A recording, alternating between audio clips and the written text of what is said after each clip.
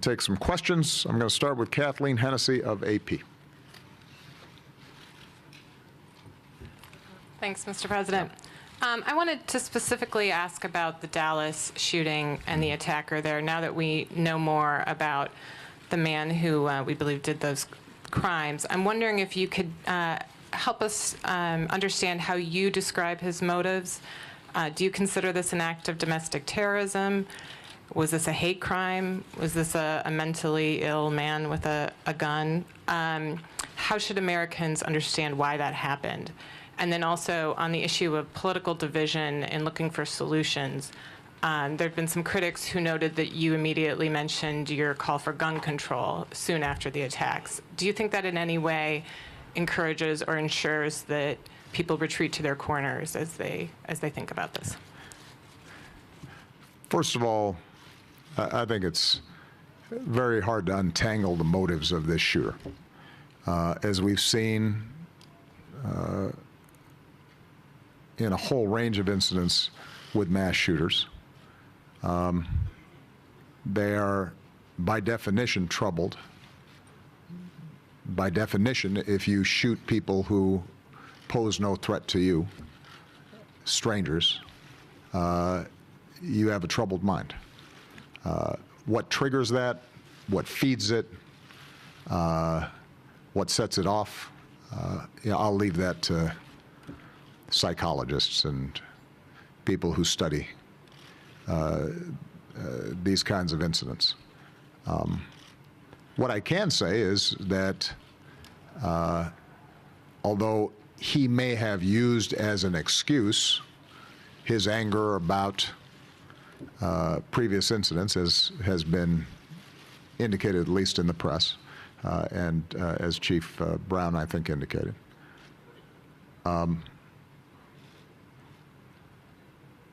In no way does that represent what the overwhelming majority of Americans think. You know, Americans, to a large degree, want to make sure that we have a police force that is supported, because they know our police officers do a really tough, dangerous job.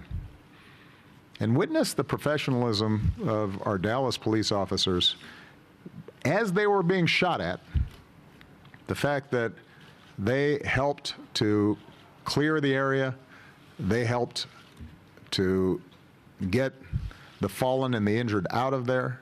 They were able to isolate the suspect, and that you didn't have other casualties as a consequence of the police shooting back. That just gives you an indication of what a tough job they have and how well they do it on a regular basis. So I think the danger, as I said, is that we somehow suggest that the act of a troubled individual speaks to some larger political statement across the country. It doesn't. You know, when some white kid walks into a church and shoots a bunch of worshipers who invite him to worship with him, we don't assume that somehow he's making a political statement that's relevant to the attitudes of the rest of America. And we shouldn't make those assumptions around a troubled Muslim individual who is acting on their own in that same way. Now, with respect to the issue of guns, I am going to keep on talking about the fact that we cannot eliminate all racial tension in our country overnight. We are not going to be able to identify ahead of time and eliminate every madman or troubled individual who might want to do harm against innocent people. But we can make it harder for them to do so. And if you look at the pattern of death and violence and shootings that we've experienced over the course of the last year, or the last 5 years, or the last 10 years, I've said this before, we are unique among advanced countries in the scale of violence that we experience. And I'm not just talking about mass shootings. I'm talking about the hundreds of people who have already been shot this year in my hometown of Chicago. The ones that we just consider routine.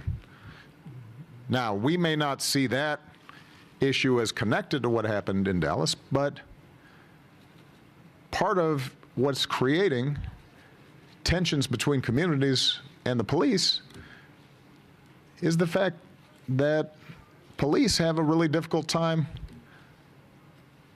in communities where they know guns are everywhere. And as I said before, they have a right to come home, and now they have very little margin of error in terms of making decisions. So if you care about the safety of our police officers, then you can't set aside the gun issue and pretend that that's irrelevant. At the protests in Dallas, one of the challenges for the Dallas Police Department as they're being shot at is because this is an open carry state, there are a bunch of people participating in the protests who have weapons on them. Imagine if you're a police officer and you're trying to sort out who is shooting at you, and there are a bunch of people who've got guns on them.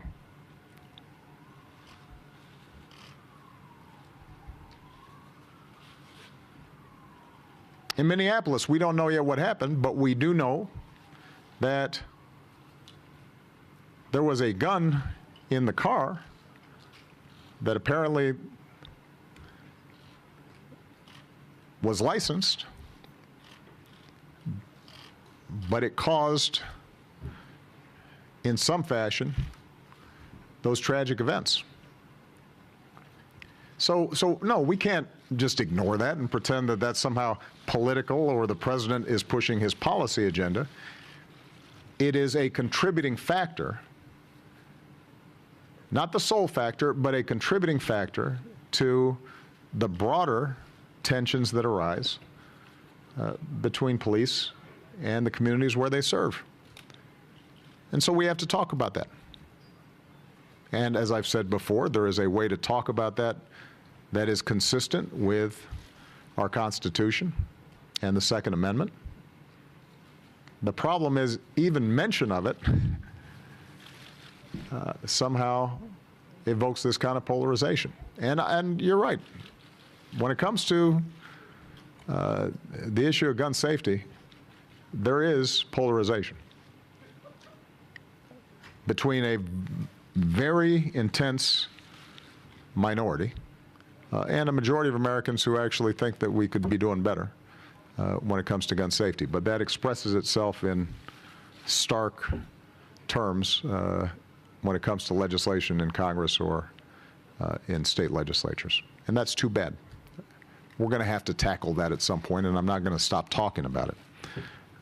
Because if we don't talk about it, we're not going to solve these underlying problems.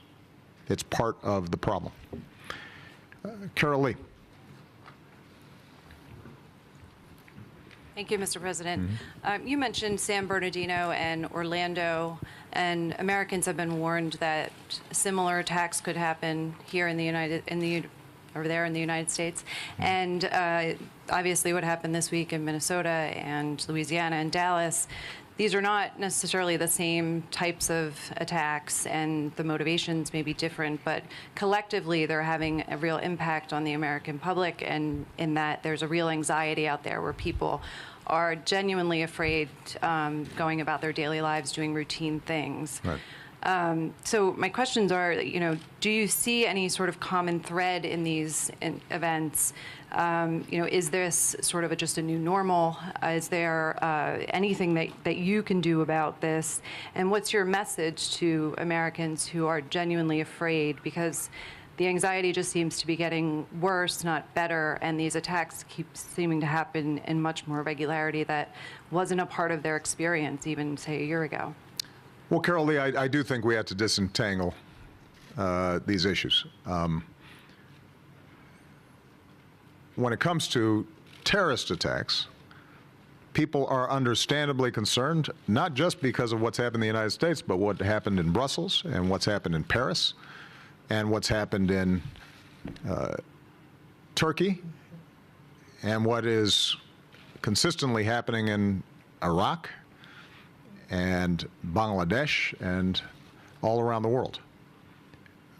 And that's why the work that we've done with NATO and our counter-ISIL coalition and other partners is so vital.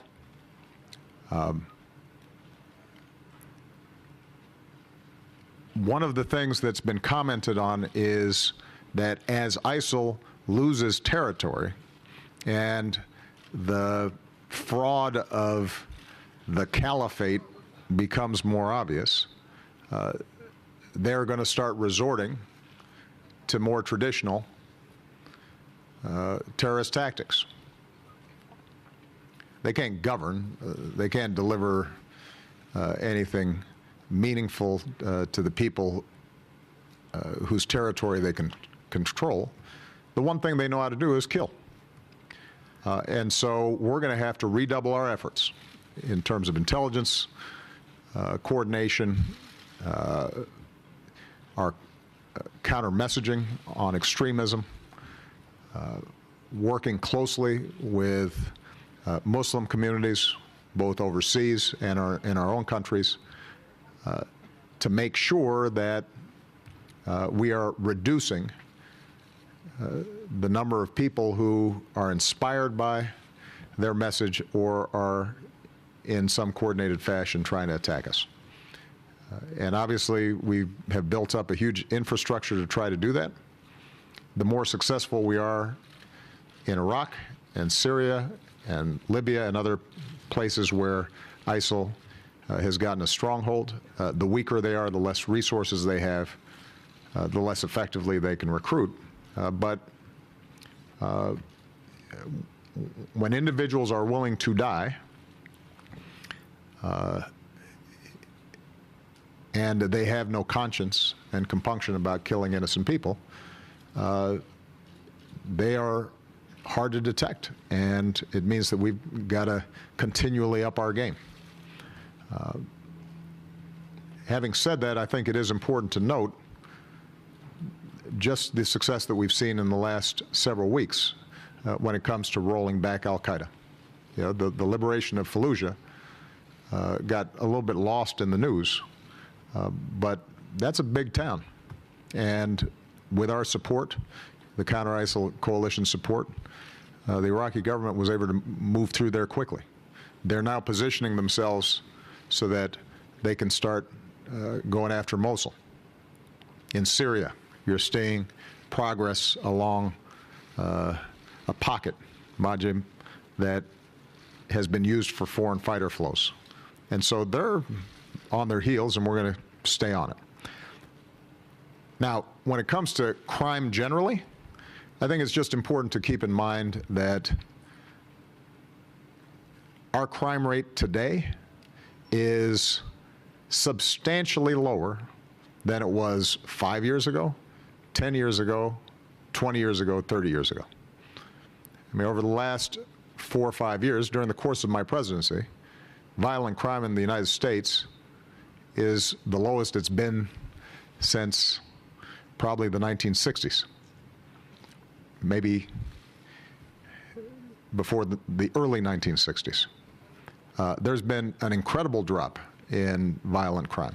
So that doesn't lessen, I think, people's understandable fears if they see a video clip of somebody getting killed. But it is important to keep in perspective that in places like New York or Los Angeles or Dallas, you've seen huge drops in the murder rates. And that's a testimony to smarter policing and there are a range of other factors that have contributed to that. So that should not, we should never be satisfied when any innocent person is being killed, but that should not be something that is driving our anxieties relative to where we've been in the past. And with respect to, finally, the issue of police shootings, there's no doubt that the visual records that we're seeing have elevated people's consciousness about this. But as I've said before, for African Americans or Latinos in the pre-smartphone age, I don't think that people were not aware of the fact that there is evidence of racial bias in our criminal justice system. It's been well documented, and it's been experienced. And even before I got to the U.S. Senate, when I was in the state Senate in Illinois, I passed legislation to try to reduce the incidence of racial profiling by collecting data, and that was prompted by evidence that it was taking place in certain parts of the state. And the fact that we're aware of it may increase some anxiety right now and hurt and anger, but it's been said, sunshine's the best disinfectant. By seeing it, by people feeling a sense of urgency about it, by the larger American community realizing that, gosh, maybe this is a problem. And we've seen even some very conservative commentators begin to acknowledge this is something maybe we need to work on. That promises the possibility of actually getting it done. So it hurts. But if we don't diagnose this, we can't fix it. Aisha Roscoe, Reuters. Thank you, Mr. President. As you come to the end of your term, there's a lot of talk about your legacy. I know you may like to leave that to the historians, but but when you look back on your presidency and consider race relations, what do you hope your legacy will be? How do you think the shootings in Dallas and the high-profile shootings by police and other events will shape the way your presidency is remembered? I do want to leave legacy questions to the history books. But what I can do, maybe this is a fair response to your question, is to say how I've tried to lead the country on this issue. More than anything, what I hope is that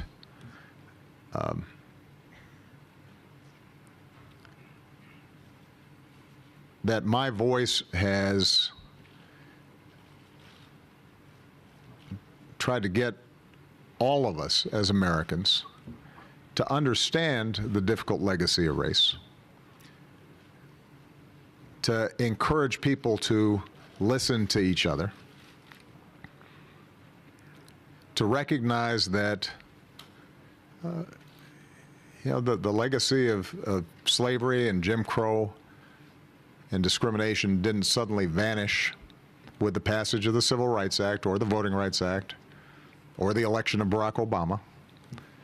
That things have gotten better, substantially better, but that We've still got a lot more work to do, and that, as was the case with the police task force that we set up, that I've tried to encourage people to come up with practical, concrete solutions that can reduce, if not eliminate, the problems of racial bias.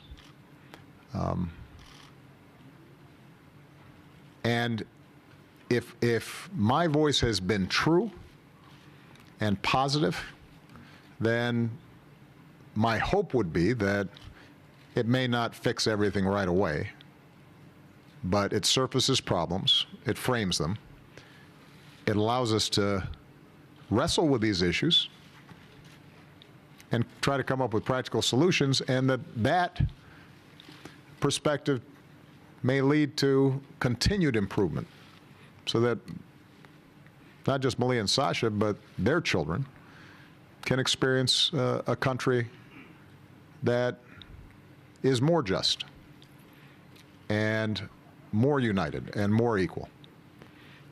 And that's not going to happen right away. And that's okay. You know, we plant seeds, and somebody else maybe sits under the shade of the tree that we planted. And I'd like to think that as best as I could, I have been true in speaking about these issues. Justin Singh. Thanks, Mr. President. Throughout the summit, EU leaders have echoed your confidence about Brexit happening in an orderly way. They've also stressed that the UK has to have access to an open market, must continue to respect the freedom of migration for workers. Someone who's repeatedly advocated for globalization and extolled the virtues of immigration, shouldn't that principle be pre-baked in the negotiations? What specific assurances did you get during the summit from other leaders that make you confident that currency markets are wrong and the political turmoil in Britain and subsequent effort to leave the EU will go smoothly? And finally, both you and Secretary Kerry have used "if" to describe Brexit. So I'm wondering if you see any way for the British people to put the toothpaste back in the tube on this issue. Okay.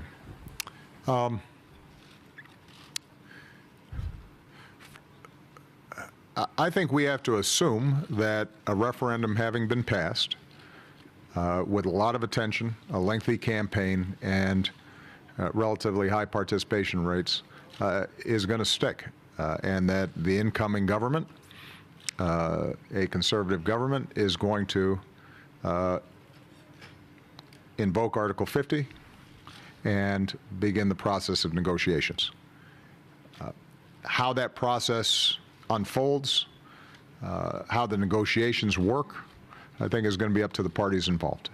The main message I've had here is we are close friends, allies, commercial partners with the UK and with the EU. We will remain close friends, allies, partners, continue to have strong relationships on both sides of the channel. Our primary interest is to make sure that the negotiations and this process are as orderly and as sensible as possible, recognizing that it is in the interests of both sides to get it right. They are major trading partners. That's where goods get sent back and forth. And it's important that neither side harden positions in ways that ultimately do damage to their respective economies and ultimately to the world economy at a time when our world economy is still pretty wobbly in places.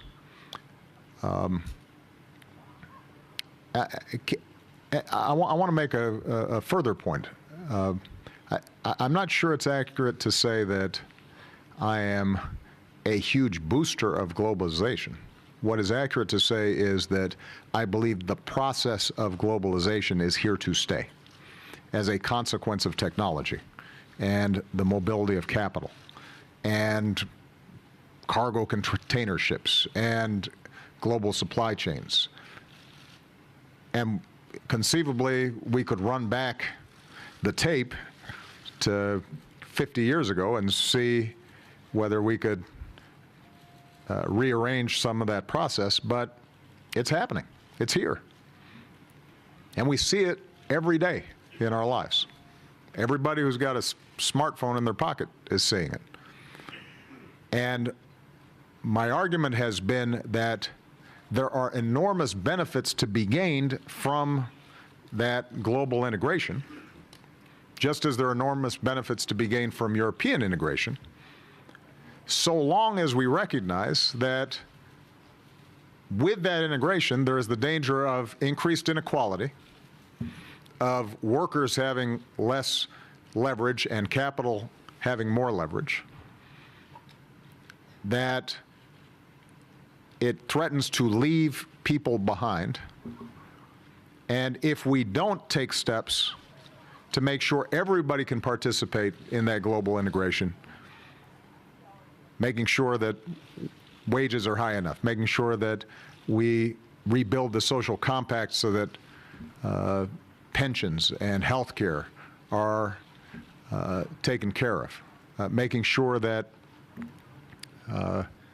communities are not completely abandoned when a factory leaves, and there's an economic plan for transition. If we do not do that effectively, then there's going to be a backlash.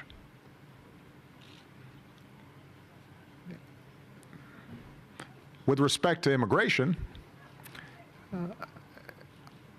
it is America's experience that immigration has been by far a net plus for our economic growth, our culture, our way of life. Now, in America, that's by necessity, because unless you're a Native American, everybody came from someplace else. Europe may not have as many of those traditions. But keep in mind, one of the huge macroeconomic advantages that America has is we're still a relatively young country. Our birth rate is not dropping off like Europe's is, or Russia's is, or China's, or Japan's. And that's as a consequence of immigration. And it's economics 101, that if you've got a younger population, your growth rate is going to be higher. And immigrants are strivers, and they work hard. And they're looking to build a better life. Otherwise, they wouldn't move from where they were. And that's been part of our tradition and our culture and our society. Now, huge influxes of the sort that we've seen in Europe, that's always going to be a shock to the system. And I think it is entirely appropriate for Europe, even as generous as it has been. And I think that Chancellor Merkel deserves enormous credit, and other European leaders who've taken in these migrant populations deserve enormous credit, because that's hard. It's a strain on the budget, it's a strain on politics, it's a strain on culture. It's legitimate for them to say, look, we got to slow this thing down. We got to manage it properly. That's why we're setting up a UN conference on refugees on the margins of the United Nations General Assembly, because a few countries shouldn't be shouldering the burden for 60 million refugees. And we've got to come up with strategies to allow people in countries that are very poor or are in the middle of a war zone enjoy some peace and prosperity. Otherwise, the world has shrank and they're going to want to move. And that's not going to go away anytime soon. So it's one more reason why, given the fact of global integration, we have to think globally, more broadly, because our security interests, our economies are all going to depend on the institutional arrangements that we have across boundaries. And NATO is an example of a really enduring multilateral institution that helped us get through some very difficult times. But even the best of institutions have to be adapted to new circumstances. That's true for organizations like NATO. It's true for organizations like the UN. It's true for organizations like the EU. It's true for all the architecture that has helped the world and our countries improve their standard of living and reduce overall violence between states substantially over the last several decades. Mark Lander. Thank you very much, Mr. President. You've been scrupulous about saying you would not comment on the Justice Department investigation of Hillary Clinton's email. That investigation is now closed, and I hope that I could ask you about some of the comments that FBI Director Comey made a few days ago. As you know... You may, Mark, but I want you to make sure you're not wasting your question. I'm going to continue to be scrupulous about not commenting on it, just because I think Director Comey could not have been more exhaustive. My understanding is not only did he make a full presentation, but while we were over here, or at least flying, he was presenting to Congress for hours on end. But I just wanted to give you a chance, just in case you didn't want to burn your question. I actually have a backup. There you go. Maybe I could cut the chase and ask you about a broader question. Sure. Let's leave aside Mrs. Clinton for the moment. He did talk at the end of his presentation about how he feared that there was a broader cultural issue in the State Department toward the handling of classified information that troubled him. And I wondered whether you, since you rely on the State Department to conduct your foreign policy, whether that concerns you as well. Yeah. And if I may, could I ask the other question? Because I think it might get an interesting response. You, last May, passed a milestone in that you were president longer when the country was at war than your predecessor, George W. Bush. And if you complete your presidency, as you will, with troops in Afghanistan, Syria, and Iraq, you will be the only two-term president in American history to have served with the country at war. And I wonder, given the way that you ran for office and the aspirations you brought into office, how you feel about that reality. And then a second follow-up on that. Should the American people simply resign themselves to living in a state of perpetual war, even if that war is not the all-out war that we think of in the 20th century? That was an interesting question. So, first of all, with respect to the State Department, I am concerned. And the challenge that we've got is primarily driven by the changing nature of how information flows. Look, the advent of email and texts and smartphones is just generating enormous amounts of data. Now, it is hugely convenient. It means that in real time, I'm getting information that some of my predecessors might not have gotten for weeks. But what it also is doing is creating this massive influx of information on a daily basis, putting enormous pressure on the department to sort through it, classify it properly, figure out what are the various points of entry because of the cyber attack risks that these systems have, knowing that our adversaries are constantly trying to hack into these various systems. If you overclassify, then all the advantages of this new information suddenly go away because it's taken too long to process. And so we've been trying to think about this in a smart way, and I think Secretary Kerry's got a range of initiatives to try to get our arms around this. It reflects a larger problem in government. You know, we just recently, for example, I just recently signed a bill about FOIA requests, Freedom of Information Act requests, that built on a number of reforms that we've put in place. We're processing more Freedom of Information Act requests and doing so faster than ever before. The problem is the volume of requests has skyrocketed. The amount of information that answers the request has multiplied exponentially. So across government, you're seeing this problem. And it's a problem in terms of domestic affairs. It becomes an even bigger problem when you're talking about national security issues. So it is something that we're going to have to take care of. With respect to reflections on war, when I came into office, we had 180,000 troops in Iraq and Afghanistan. Today, we have a fraction of that. They are not involved in active combat situations, but are involved in train, advise, and assist situations, other than the direct attacks that we launch against ISIL in conjunction with the Iraq government and the Syrian government. So in some ways, Mark, I think you'd recognize that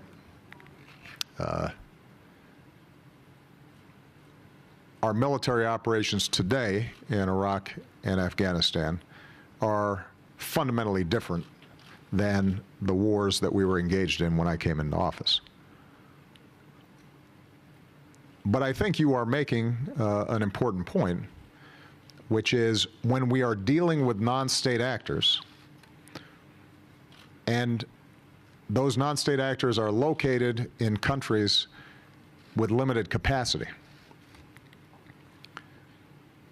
our ultimate goal is to partner with those countries so that they can secure their borders and themselves eliminate these terrorist threats. But as we've seen in Afghanistan, for example, that takes some time. The Afghans are fighting. They are much more capable now than they were when I came into office, but they still need support because it's really tough territory and it's a really poor country with really low literacy rates and not much experience in things that we take for granted like logistics. And so we have an option of going in, taking out al-Qaeda, pulling out, potentially then seeing a country crumble under the strains of continued terrorist activity or insurgency and then going back in. Or we can try to maintain a limited partnership that allows them to continue to build their capacity over time and selectively take our own actions against those organizations that we know are trying to attack us or our allies.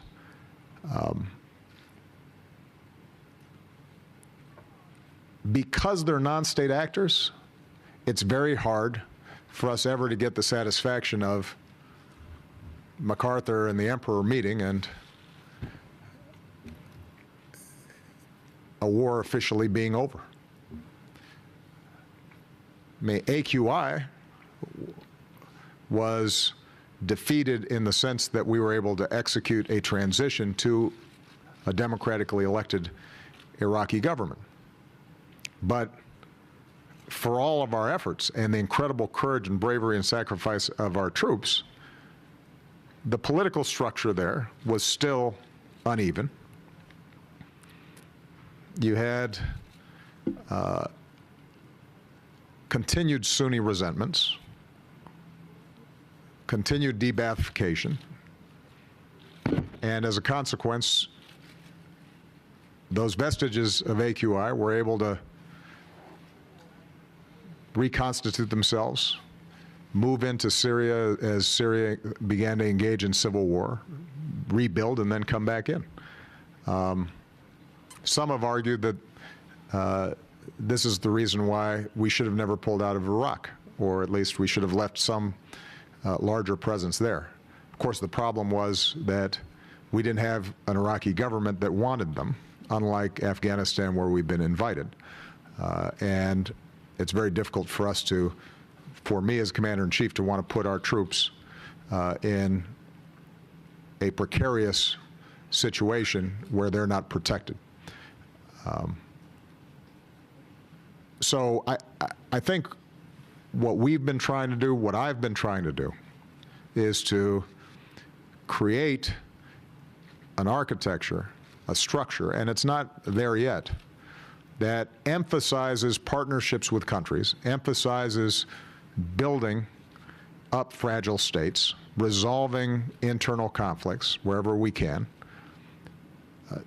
trying to do as much as we can through our local partners, preserving